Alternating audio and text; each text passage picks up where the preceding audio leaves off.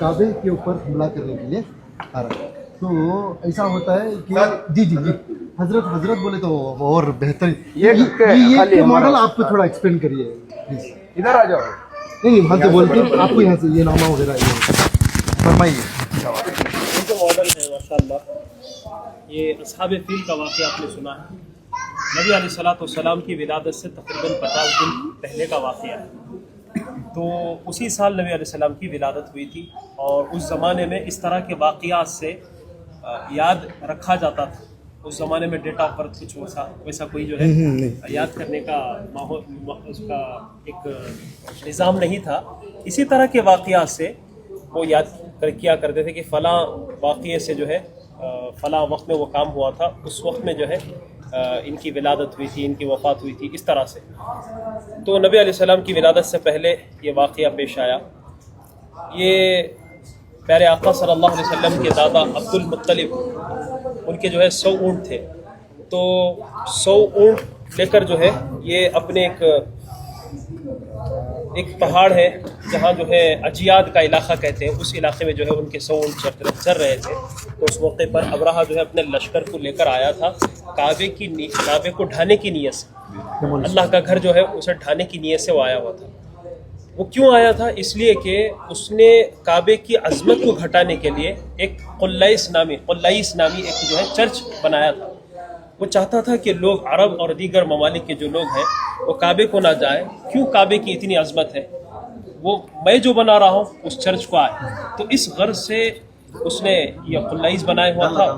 तो कुछ अरब हजरात गए, इस चीज़ को पसंद नहीं किया उन्होंने। कुछ अरब हजरात उस वक्त गए और जाकर उसके जो चर्च था, उसका जो इबादत घर जो उन्हें बनाया था, उसे जलाकर उसे खाक कर दिए, तोड़ फोड़ कर आ गए, गलाजत करके आ गए। तो उसका बदला लेने के लिए मैं काबे को ढा दूंगा, मैं काबे को गिरा दूंगा।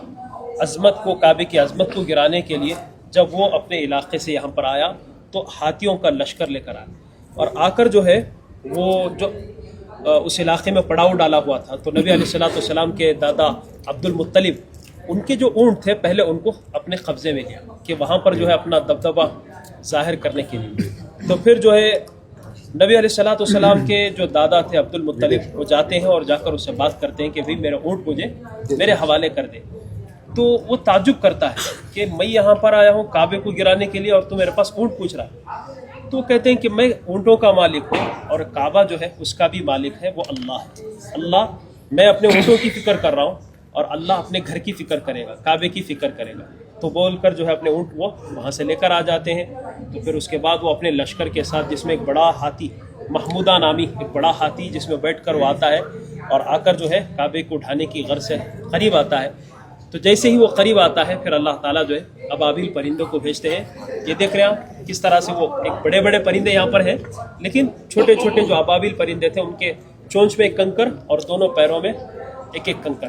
तो इस तरह से वो आते हैं और हाथियों के लश्कर पर वो कंकर डालते हैं, जिससे जो है वो हाथियों पर वो कंकर गिरता है, जो आदमी बैठा हुआ उस पर गिरता है, उसके टुकड़े टुकड़े होकर गिर जाते हैं। तो इस तरह से एक बड़ा हाथियों का लश्कर जो है जो काबे को उठाने के लिए आया था वो इबरतनाक सज़ा पाता है।